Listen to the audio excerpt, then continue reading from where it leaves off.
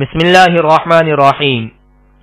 صرف 5 منٹ کا مدرسہ قرآن و حدیث کی روشنی میں 176واں دن 26 جمادی الثانیہ۔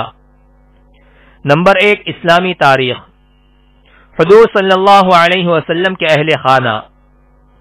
حضور صلی اللہ علیہ وسلم کے پاس جو کچھ بھی آتا دوسروں کو عنایت فرما دیتے اور خود زہد و قناعت اور فقر و فاقے کی زندگی گزارتے، یہاں تک کہ دنیا سے جاتے وقت بھی ایک خچر اور چند حفاظتی ہتھیاروں کے علاوہ کچھ نہیں چھوڑا۔ ایک زمین تھی، وہ بھی وصال سے پہلے عام مسلمانوں کے لیے وقف کر دی تھی۔ آپ صلی اللہ علیہ وسلم کی 11 بیویاں تھیں، ان میں سے حضرت خدیجہ رضی اللہ عنہا اور حضرت زینب بنت خزیمہ رضی اللہ عنہا کا انتقال آپ صلی اللہ علیہ وسلم کی موجودگی ہی میں ہو گیا تھا۔ حضرت ابراہیم رضی اللہ عنہ کے علاوہ تمام اولاد حضرت زینب، حضرت رقیہ، حضرت ام کلثوم، حضرت فاطمہ، حضرت قاسم اور حضرت عبداللہ رضوان اللہ علیہم اجمعین حضرت خدیجہ رضی اللہ عنہا سے پیدا ہوئیں۔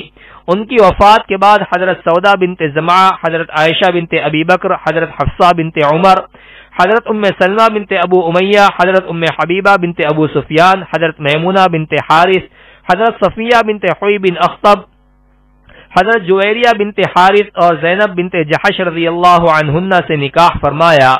ان کے علاوہ 2 باندیاں ماریہ بنت شمعون اور ریحانہ بنت عمرو بھی تھیں۔ حضرت ماریہ رضی اللہ عنہا سے آپ صلی اللہ علیہ وسلم کے صاحبزادے حضرت ابراہیم رضی اللہ عنہ پیدا ہوئے۔ اللہ تعالی نے آپ صلی اللہ علیہ وسلم کے نکاح میں متعدد بیویوں کو دینی مصلحت اور حکمت کے تحت جمع کر دیا تھا۔ نمبر 2، حضور صلی اللہ علیہ وسلم کا معجزہ۔ آپ صلی اللہ علیہ وسلم کے جسم سے خوشبو آنا۔ حضرت انس رضی اللہ عنہ فرماتے ہیں کہ میں نے نہیں سونگھا عنبر اور نہ کوئی مشک اور نہ کوئی خوشبودار چیز جو رسول اللہ صلی اللہ علیہ وسلم کے جسم اطہر کی خوشبو سے زیادہ پاکیزہ ہو۔ اور حضرت عائشہ رضی اللہ عنہا فرماتی ہیں کہ آپ صلی اللہ علیہ وسلم سے جب کوئی مصافحہ کرتا تو تمام دن اس شخص کو خوشبو آتی رہتی، اور جب کبھی آپ صلی اللہ علیہ وسلم کسی بچے کے سر پر ہاتھ رکھ دیتے تو خوشبو کے سبب دوسرے لڑکوں میں پہچانا جاتا۔ نمبر 3، ایک فرض کے بارے میں۔ کھڑے ہو کر نماز پڑھنا۔ قرآن میں اللہ تعالی فرماتا ہے، نماز میں اللہ کے سامنے عاجز بنے کھڑے ہوا کرو۔ فائدہ، اگر کوئی شخص کھڑے ہو کر نماز پڑھنے کی طاقت رکھتا ہو تو اس پر فرض اور واجب نماز کو کھڑے ہو کر پڑھنا فرض ہے۔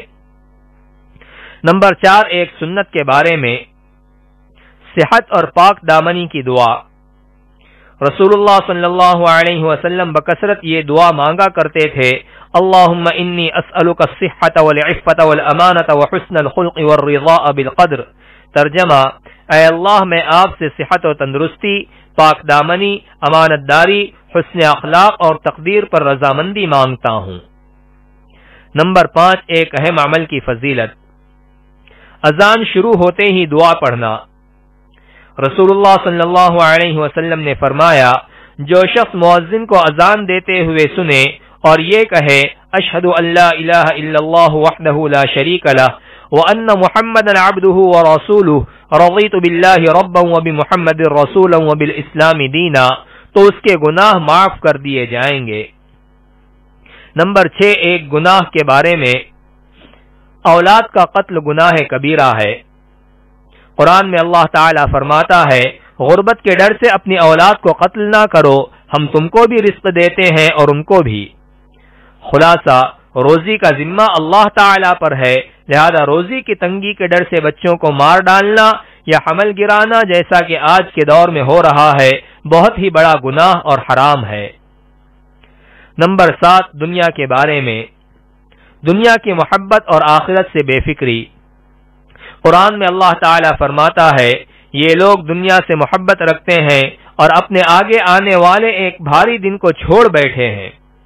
یعنی دنیا کی محبت نے ایسا اندھا کر رکھا ہے کہ قیامت کے دن کی نہ تو کوئی فکر ہے اور نہ ہی کوئی تیاری ہے، حالانکہ دنیا میں آنے کا مقصد ہی آخرت کے لیے تیاری کرنا ہے۔ نمبر 8، آخرت کے بارے میں۔ ایمان والوں کا جہنم سے نکلنا۔ رسول اللہ صلی اللہ علیہ وسلم نے فرمایا، اللہ تعالی قیامت کے دن ان فرشتوں کو جو دوزخ پر مقرر ہوں گے حکم دے گا کہ جس نے مجھے کبھی یاد کیا یا کسی موقع پر جو بندہ مجھ سے ڈرا اس کو دوزخ سے نکال دیا جائے۔ نمبر 9، طب نبوی سے علاج۔ گردے کی بیماریوں کا علاج۔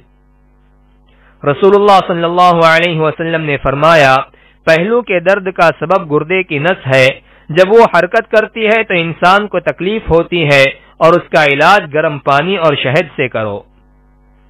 فائدہ، گردے میں جب پتھری وغیرہ ہو جاتی ہے تو کولوں کی ہڈی میں درد ہوتا ہے، بلکہ اکثر اسی درد ہی کی وجہ سے اس بیماری کا پتہ چلتا ہے۔ اس کا علاج آپ صلی اللہ علیہ وسلم نے یہ بتایا کہ گرم پانی اور شہد ملا کر پیا جائے۔ نمبر 10، نبی صلی اللہ علیہ وسلم کی نصیحت۔ رسول اللہ صلی اللہ علیہ وسلم نے فرمایا، کسی کے چھپے ہوئے عیبوں کے پیچھے نہ پڑا کرو، کیونکہ جو ایسا کرے گا اللہ تعالیٰ کا معاملہ بھی اس کے ساتھ ویسا ہی ہوگا، اور جس کے ساتھ اللہ کی طرف سے یہ معاملہ ہوگا تو اللہ اس کو اس کے گھر میں ذلیل کر دے گا۔